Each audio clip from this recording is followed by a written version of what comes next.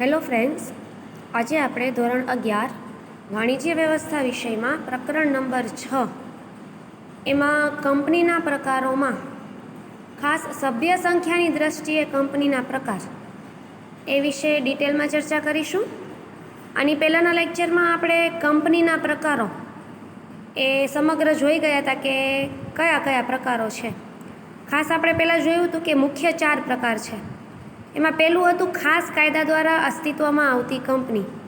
તો એમાં આપણે જોયું હતું કે ભાઈ સંસદ કે વિધાનસભાના ખાસ કાયદા દ્વારા જે કંપની અસ્તિત્વમાં આવે એને કહેવાય ખાસ કાયદા દ્વારા અસ્તિત્વમાં આવતી કંપની. એમાં ઉદાહરણ આપણે જોયા હતા કે રિઝર્વ બેંક ઓફ ઇન્ડિયા છે તો એ આ પ્રકારની કંપની કહેવાય. આ ઉપરાંત life insurance corporation of India LIC તો એ પણ આ પ્રકારની એટલે કે ખાસ કાયદા દ્વારા અસ્તિત્વમાં આવતી કંપની કહેવાય. હવે આપણે જે બી છે એટલે કે બીજો પ્રકાર હતો સભ્ય સંખ્યાની દ્રષ્ટિએ કંપનીના પ્રકાર, એની વિગતે ચર્ચા કરીએ છીએ કારણ કે એના 3 પેટા વિભાગ છે. ખાસ સભ્ય સંખ્યા લખ્યું છે એટલે આપણાને એટલો તો ખ્યાલ આવી ગયો કે 3 પ્રકાર જે છે એમાં સભ્યોની સંખ્યામાં કંઈક તફાવત થતો હશે, કારણ કે એટલા માટે જ સભ્ય સંખ્યાની દ્રષ્ટિએ કંપનીના પ્રકાર પાડવામાં આવ્યા. હવે એમાંનું પહેલું છે જાહેર કંપની. તો પહેલાં તો જાહેર કંપની કહેવાય કોને? તો કે કંપની ધારા અનુસાર જે કંપની ખાનગી નથી એ તમામ કંપનીનો સમાવેશ જાહેરમાં થાય. હવે ખાસ સભ્ય સંખ્યા ધ્યાને લેજો. જાહેર કંપનીની અંદર ઓછામાં ઓછા કેટલા સભ્યો જોઈએ? તો કે 7. અને વધારેમાં વધારે કેટલા? તો કે જેટલા હોય એટલા. વધારેમાં વધારે સભ્ય સંખ્યા ઉપર કોઈ નિયંત્રણ નથી. 100 હોય, 200 હોય, 500 હોય, 1000 હોય, 10,000 હોય, 15,000 હોય, લાખ હોય, વધારેમાં વધારેમાં કોઈ મર્યાદા નથી. જેટલા હોઈ શકે, જેટલા આવી શકે એ તમામનો સમાવેશ એમાં કરી શકાય. પણ ઓછામાં ઓછા કેટલા હોવા જોઈએ જાહેર કંપનીમાં? તો કે 7 સભ્યો હોવા જોઈએ. હવે એમાં પણ બીજો એક મુદ્દો છે. એક તો સભ્ય સંખ્યા આપણે જોઈએ કે સભ્ય સંખ્યા જાહેર કંપનીમાં કેટલી હોય? તો કે ઓછામાં ઓછી 7 અને વધુમાં વધુ ઉપર કોઈ નિયંત્રણ નથી. બીજો એક મુદ્દો છે કે જાહેર કંપની જે છે એ પોતાના શેર અને ડિબેન્ચર ખરીદવા માટે જાહેર જનતાને આમંત્રણ આપી શકે છે. ધારો કે જાહેર કંપની છે શેર બહાર પાડે તો એ જાહેર જનતાને પોતાના શેર ખરીદવા માટે આમંત્રણ આપી શકે છે. ને એટલા માટે જ વધુમાં વધુ સંખ્યા ઉપર કોઈ નિયંત્રણ રાખવામાં આવ્યું નથી. જેટલી વ્યક્તિ ઈચ્છે એમાં એ કંપનીના શેર ખરીદી શકે છે. બીજો એક મુદ્દો આવ્યો ડિબેન્ચર ખરીદવા માટે જાહેર જનતાને આમંત્રણ આપી શકે છે. પ્રશ્ન થાય કે આ ડિબેન્ચર એટલે શું, શેર એટલે શું? એ તો તમને ખ્યાલ છે કે દરેક કંપની મૂડી ભેગી કરવા માટે પોતાના શેર બહાર પાડે. શેર વેચે તો એને મૂડી મળે અને મૂડી મળે તો એ વધારે સારો કંપનીનો વિકાસ કરી શકે. તો ડિબેન્ચર એટલે શું?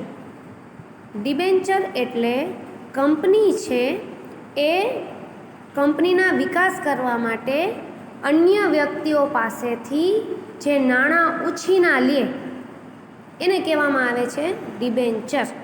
એટલે કંપની છે એની પાસે પૈસા ચલાવવા માટે કંપની ચલાવવા માટે અમુક પૈસાની જરૂર છે અને એની પાસે એટલા પૈસા નથી તો એ શું કરશે? તો કે ડિબેન્ચર બહાર પાડશે. જેની પાસે પૈસા હોય ઘણા બધા એ વ્યક્તિ એને ડિબેન્ચર ધારક કહેવામાં આવે. એ પોતાના પૈસા આ કંપનીને આપશે ને એની સામે શું વસૂલ કરશે? તો કે વ્યાજ વસૂલ કરશે. એટલે ડિબેન્ચર બહાર પાડવું એટલે શું? તો કે ઉછીના પૈસા લેવા માટેની દરખાસ્ત બહાર પાડવી કે ભાઈ મારે મારી કંપની ચલાવવા માટે આટલા પૈસાની જરૂર છે, કોઈ મને આપી શકે એમ છે? તો જે વ્યક્તિ આપી શકે એમ હોય એ વ્યક્તિ ડિબેન્ચરનો સ્વીકાર કરે, પણ સામે પોતાનું વ્યાજ પણ કે હું આટલા પૈસા તમને આપું, આટલા રૂપિયા તમને આપું, પણ સામે તમારે મને આટલા ટકા લેખે વ્યાજ ચૂકવવું પડશે. તો એને ડિબેન્ચર કહેવાય. એટલે જાહેર કંપની છે એ પોતાના શેર અને ડિબેન્ચર એના માટે જાહેર જનતાને આમંત્રણ આપી શકે છે. અને ત્યારબાદ છે એની શેર ફેરબદલી ઉપર કોઈ નિયંત્રણ નથી. કદાચ કોઈ શેરધારકને એવું થાય કે મારે શેરની ફેરબદલી કરવી છે, મારે હવે શેર ન જોતા બીજા કોઈને દઈ દેવા છે, તો વ્યક્તિ છે બહુ આસાનીથી શેરની ફેરબદલી કરી શકે છે. અને ત્યારબાદ છે જાહેર કંપનીના સભ્યોની જવાબદારીની દ્રષ્ટિએ એના 3 ભાગ પાડવામાં આવે છે. આપણે એક પછી એક ભાગ જોઈએ. જાહેર કંપની છે એમાં સભ્યોની જવાબદારીના દ્રષ્ટિએ 3 ભાગ પડે છે. એમાં પહેલું છે શેર મૂડીથી મર્યાદિત જવાબદારીવાળી કંપની, બીજું છે બાહેંધરીથી મર્યાદિત જવાબદારીવાળી કંપની અને ત્રીજું છે અમર્યાદિત જવાબદારીવાળી કંપની. હવે એક એક વિશે આપણે ડિટેલમાં સમજતા જઈએ. સૌથી પહેલું છે શેર મૂડીથી મર્યાદિત જવાબદારીવાળી કંપની. ધારો કે કંપનીને કાંઈ લોસ ગયો, બહુ નુકસાની થઈ, તો એ દેવું ચૂકવવાની જવાબદારી કોની? તો કે પહેલો પ્રકાર છે શેર મૂડીથી મર્યાદિત જવાબદારીવાળી વ્યક્તિ. ધારો કે કોઈ કંપનીએ શેર બહાર પાડ્યા, તો એના શેર જાહેર જનતાને ખરીદવાનું કીધું એટલે બધાએ ખરીદા હોય.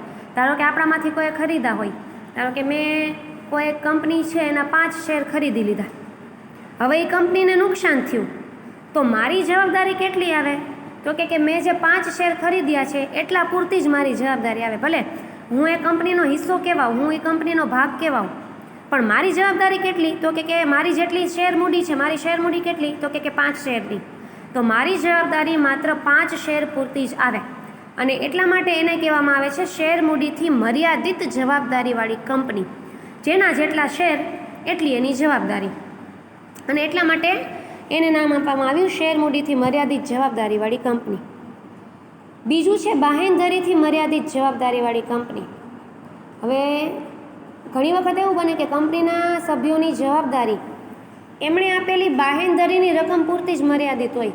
શરૂઆતમાં મેં એવું કહી દીધું હોય કે ભાઈ તમારી કંપનીમાં કાંઈ નુકસાન જાય તો મારી જવાબદારી 1 લાખ રૂપિયા સુધીની રહેશે, એટલી હું તમને બાહેંધરી આપું છું. એટલે મેં એવું કીધું કે ભાઈ જો કાંઈ નુકસાન થાય, કાંઈ મુશ્કેલી થાય, કંપનીને ખોટ જાય, તો મેં બાહેંધરીની રકમ કેટલી કીધી છે? તો કે 1 લાખ રૂપિયા. હું તમને 1 લાખ રૂપિયા દેવા માટે બંધાયેલી છું, એથી વધારે નહીં. તો એને કહેવામાં આવે બાહેંધરીથી મર્યાદિત જવાબદારીવાળી કંપની. ત્યારબાદ ત્રીજો મુદ્દો છે અમર્યાદિત જવાબદારીવાળી કંપની. આ પ્રકારની કંપનીમાં સભ્યોની જવાબદારી એકદમ અમર્યાદિત હોય છે. જો કંપનીની મિલકતો કરતાં દેવા વધી જાય અને તો શું કરવું પડે? તો કે એ દેવા ચૂકવવા માટે જેટલા સભ્યો છે એ બધાય સભ્યો જવાબદાર છે, અને જો એની પાસે પૈસા ન હોય તો એને પોતાની અંગત મિલકતો વેચીને પણ કંપનીનું દેવું ચૂકવવું પડે. એને કહેવામાં આવે છે અમર્યાદિત જવાબદારીવાળી કંપની. ત્યારબાદ મુખ્ય પ્રકાર નંબર 2 ખાનગી કંપની. ખાનગી કંપની કોને કહેવાય? તો કે ખાનગી કંપની એટલે એવી કંપની કે જેના સભ્યોની સંખ્યા ઓછામાં ઓછી 2 અને વધુમાં વધુ 200. ખાસ ધ્યાને લેજો, જાહેર કંપનીમાં ઓછામાં ઓછી 7, વધુમાં કોઈ નિયંત્રણ નહોતું.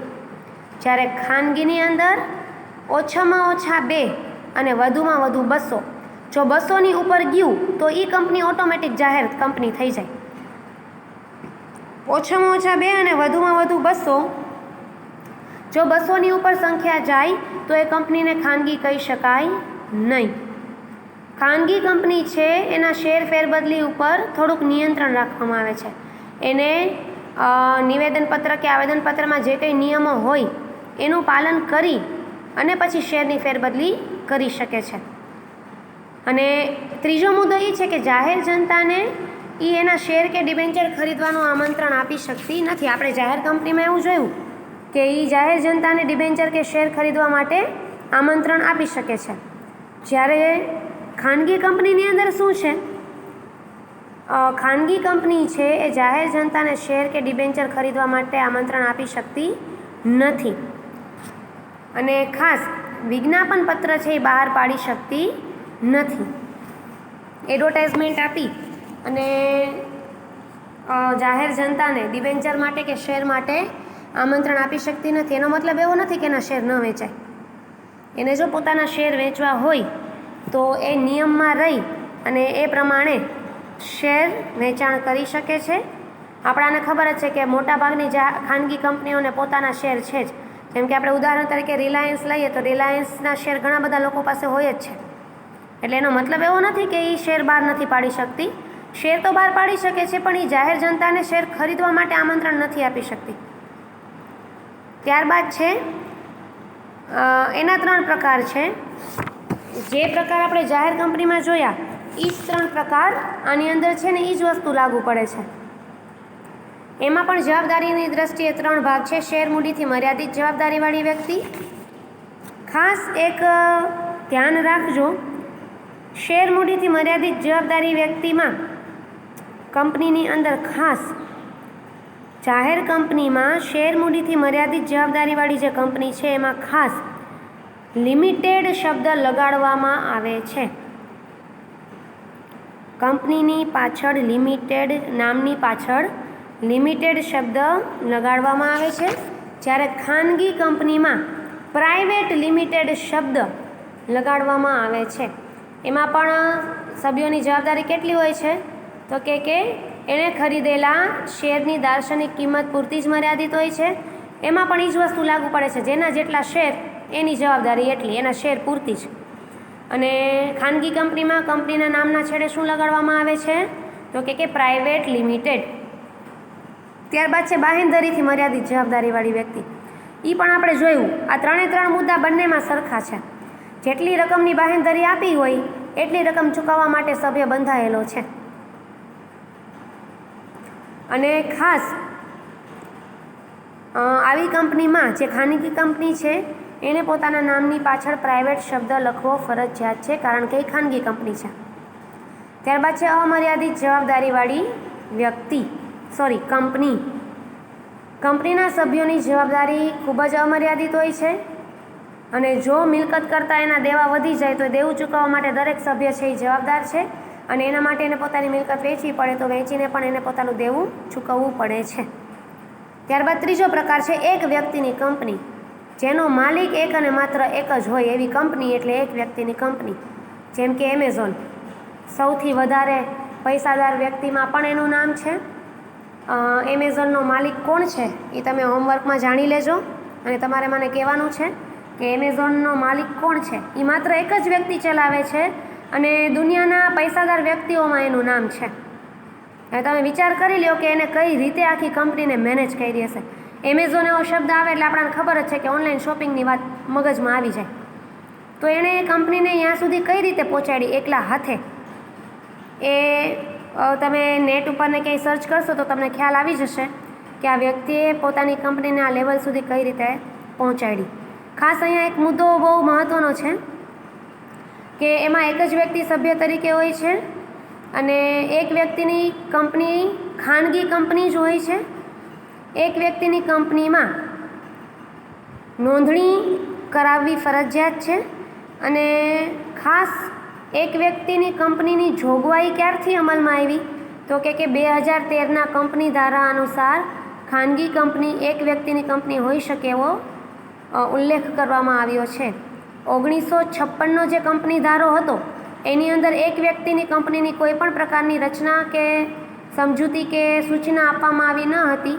પરંતુ 2013નો જે કંપની ધારો છે એની અંદર એક વ્યક્તિની કંપની વિશેની વાત કરવામાં આવી છે કે કોઈ પણ કંપની એક વ્યક્તિની પણ હોઈ શકે.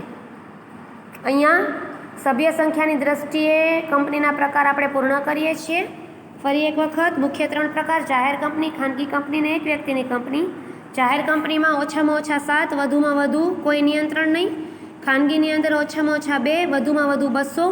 અને એક વ્યક્તિમાં તો ખબર જ છે એક જ હોય.